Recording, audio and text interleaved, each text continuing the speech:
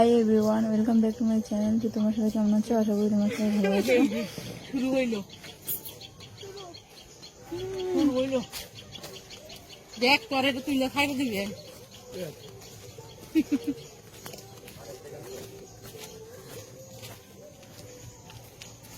তো গাইজ আবার যাচ্ছি আমরা, তোমরা দেখতে থাকো।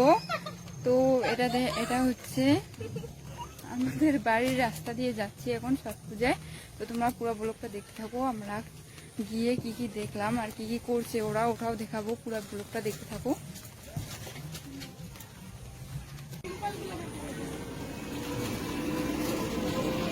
মা যাচ্ছে সামনের দিকে, আমরা দুজনে পিছনে আছি।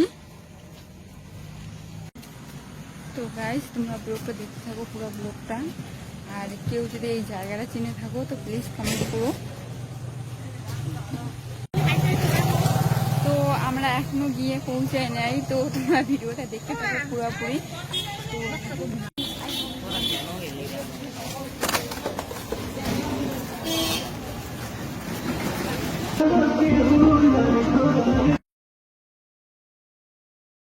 তো গাইস আমরা অলরেডি পৌঁছে গেছি ছট পূজার এখানে। তো তোমরা পুরো ব্লগটা দেখতে থাকো। তো গাইস তোমাদের ছট পূজা দেখতে কার কার ভালো লাগে আর কে কে ছট পূজা করো তো কমেন্ট করে জানিও। তো গাইস আমাদের এখানে যে ছট পূজা হয় এখানে মেলার থেকেও বেশি লোক হয়, মেলার থেকেও বেশি হয়। তো তোমরা এবার কারা কারা ছট পূজা করলা আর কে কে দেখতে গেছো একটু কমেন্টে বলে দিও। তো তো আমাদের তো ছট পূজায় যেতে ভালোই লাগে, তো আমরা গেছি। তো দেখতে থাকো তো কত ভিড় হয়েছে।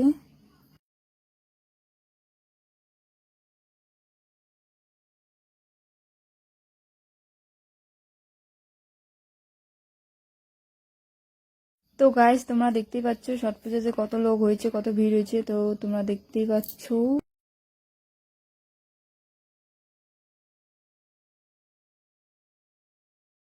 তো যারা যেখানে পুজো করবে তারা সেখানে কত সুন্দর করে সাজিয়েছে কলা গাছ দিয়ে আরো কত কিছু দিয়ে, ফল টল দিয়ে। তো গাইস তো তার জন্য আমি চারিদিকটা তোমাদের ঘুরিয়ে দেখাচ্ছি। তো তোমরা দেখো কত সুন্দর লাগছে, আলোয় আলোকিত করে রেখেছে। পাশে মা আর বোনু একসাথে দাঁড়িয়েছিল।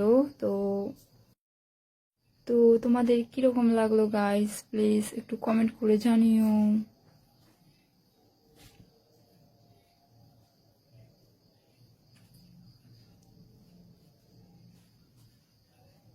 তো আমরা এখন বাড়ি যাচ্ছি, তো বাড়ি গিয়ে দেখা হচ্ছে। তো গাইজ আমি এখানে ভিডিও করছি আর বোনু ভাবছে মনে হয় ফটো তুলছি, তার জন্য সেলফির মতো দিচ্ছে, কিন্তু আমি সেলফি তুলিনি, আমি ভিডিও করছি। তো গাইজ আমরা এখন বাড়ি চলে আসছি। তো ভিডিওটা এই পর্যন্ত, টাটা বাই।